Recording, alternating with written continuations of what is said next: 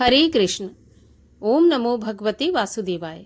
स्वागत है आप सभी का हमारे चैनल पर। आज के इस वीडियो में हम आपको सुनाएंगे आषाढ़ मास के कृष्ण पक्ष की एकादशी योगिनी एकादशी व्रत की कथा। योगिनी एकादशी का व्रत करने से सभी प्रकार के पाप और रोग नष्ट होते हैं। भगवान श्री हरि विष्णु की कृपा से मोक्ष की प्राप्ति होती है। तो सभी प्रकार की व्रत कथाएं हमारे चैनल पर सुनाई जाती हैं। सभी व्रत कथाएं सुनने के लिए और हमसे जुड़े रहने के लिए आपको केवल हमारे चैनल को सब्सक्राइब करके बेल आइकन पर क्लिक करना है और आज की कथा अच्छी लगे तो एक लाइक करके शेयर भी अवश्य करिए। साथ ही कमेंट में हरे कृष्ण जरूर लिखिए।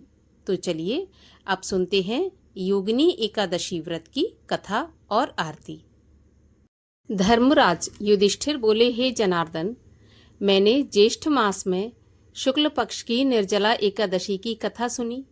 अब आप कृपा करके आषाढ़ मास के कृष्ण पक्ष की एकादशी की कथा का वर्णन कीजिए। इस एकादशी का नाम तथा महत्व क्या है, सो सब बताइए। भगवान श्री कृष्ण बोले, हे राजन, आषाढ़ मास के कृष्ण पक्ष की एकादशी का नाम योगिनी है। इसके व्रत से समस्त पाप नष्ट हो जाते हैं और यह व्रत इस लोक में भोग तथा परलोक में मुक्ति देने वाला है। हे राजन, यह एकादशी तीनों लोकों में प्रसिद्ध है। इसके व्रत से पाप नष्ट हो जाते हैं, रोगों से मुक्ति मिलती है और मोक्ष की प्राप्ति होती है। इसके बारे में मैं आपसे पुराणों में कही गई एक कथा का वर्णन करता हूँ, सो ध्यान पूर्वक सुनो। अलकापुरी के राजाधिराज कुबेर सदा भगवान शिव की भक्ति में तत्पर रहने वाले थे। उनका हेममाली नामक एक यक्ष सेवक था जो पूजा के लिए फूल लाया करता था। हेममाली की पत्नी का नाम विशालाक्षी था। वह यक्ष काम पाश में आबद्ध होकर सदा अपनी पत्नी में आसक्त रहता था। एक दिन हेममाली मानसरोवर से फूल लाकर अपने घर में ही ठहर गया और पत्नी के प्रेम पाश में खोकर वहीं पर रह गया। अतः कुबेर के भवन में नहीं जा सका। इधर कुबेर मंदिर में बैठकर शिव का पूजन कर रहे थे। उन्होंने दोपहर तक फूल आने की प्रतीक्षा की। जब पूजा का समय व्यतीत हो गया तो यक्षराज ने क्रोधित होकर सेवकों से कहा कि यक्षों, दुरात्मा हेममाली क्यों नहीं आ रहा? यक्षों ने कहा, राजन, वह तो अपनी पत्नी की कामना में आसक्त होकर घर पर ही रमण कर रहा है। ऐसा सुनकर कुबेर क्रोध से भर गए और तुरंत ही हेममाली को बुलवाया। वह आकर कुबेर के सामने खड़ा हो गया। उसे देखकर कुबेर बोले, अरे पापी, अरे दुष्ट दुराचारी, तूने भगवान की अवहेलना की है। अतः कोढ़ से युक्त और अपनी उस प्रियतमा से विमुक्त होकर इस स्थान से भ्रष्ट होकर अन्यत्र चला जा। कुबेर के ऐसा कहने पर वह उस स्थान से नीचे गिर गया। कोढ़ से सारा शरीर पीड़ित था, परंतु शिव पूजा के प्रभाव से उसकी स्मरण शक्ति लुप्त नहीं हुई थी। तदनंतर वह पर्वतों में श्रेष्ठ मेरुगिरी के शिखर पर गया। वहां पर मुनिवर मार्कंडेय जी का उसे दर्शन हुआ। पापकर्मा यक्ष ने मुनि के चरणों में प्रणाम किया। मुनीश्वर मार्कंडेय ने उसे भय से कांपते देखकर कहा कि तुझे कोढ़ के रोग ने कैसे दबा लिया? तब यक्ष बोला, मुनिवर, मैं कुबेर का अनुचर हेममाली हूँ। मैं प्रतिदिन मानसरोवर से फूल लाकर शिव पूजा के समय कुबेर को दिया करता था। एक दिन पत्नी सहवास के सुख में फंस जाने के कारण मुझे समय का ज्ञान ही नहीं रहा। अतः राजाधिराज कुबेर ने कुपित होकर मुझे श्राप दे दिया, जिससे मैं कोढ़ से आक्रांत होकर अपनी प्रियतमा से बिछुड़ गया। हे मुनि श्रेष्ठ, संतों का चित्त स्वभावतः परोपकार में लगा रहता है। यह जानकर मुझ अपराधी को कर्तव्य का उपदेश दीजिए। मार्कंडेय जी ने कहा, तुमने यहाँ सच्ची बात कही है, इसलिए मैं तुम्हें कल्याणप्रद व्रत का उपदेश करता हूँ। तुम आषाढ़ मास के कृष्ण पक्ष की योगिनी एकादशी का व्रत करो। इस व्रत के पुण्य से तुम्हारा कोढ़ निश्चय ही दूर हो जाएगा। भगवान श्री कृष्ण कहते हैं, राजन, मार्कंडेय जी के उपदेश से उसने योगिनी एकादशी का व्रत किया, जिससे उसके शरीर का कोढ़ दूर हो गया। उस उत्तम व्रत का अनुष्ठान करने पर वह पूर्ण रूप से सुखी हो गया। हे राजन, यह योगिनी का व्रत ऐसा पुण्यशाली है कि 88,000 ब्राह्मणों को भोजन कराने से जो फल प्राप्त होता है, वही फल योगिनी एकादशी का व्रत करने वाले मनुष्य को मिलता है। योगिनी महान पापों को शांत करने वाली और महान पुण्य फल देने वाली है। इस महात्म को पढ़ने और सुनने से मनुष्य सभी पापों से मुक्त हो जाता है और मोक्ष को प्राप्त करता है। तो बोलिए एकादशी माता की जय, भगवान श्री हरि विष्णु की जय। और आइए अब सुनते हैं एकादशी माता की आरती। ओम जय एकादशी माता, ओम जय एकादशी माता, विष्णु पूजा व्रत को धारण कर शक्ति मुक्ति पाता। ओम जय एकादशी माता, तेरे नाम गिनाऊं देवी, भक्ति प्रदान करनी, गण गौरव की देनी माता, शास्त्रों में वर्णी।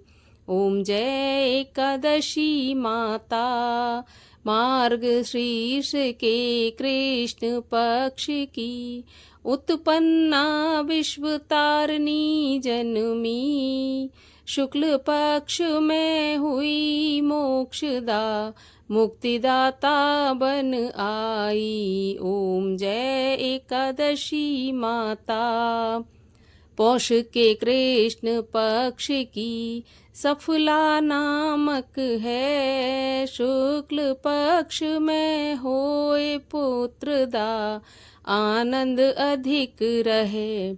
ओम जय एकादशी माता, नाम षट तिला माघ मास में कृष्ण पक्ष आवे, शुक्ल पक्ष में जया कहावे, विजय सदा पावे। ओम जय एकादशी माता, विजया फागुन कृष्ण पक्ष में, शुक्ला आमल की पाप मोचनी कृष्ण पक्ष में, चैत्र महाबली की। ओम जय एकादशी माता, चैत्र शुक्ल में नाम कामदा, धन देने वाली, नाम बरुथनी कृष्ण पक्ष में, वैशाख माह वाली।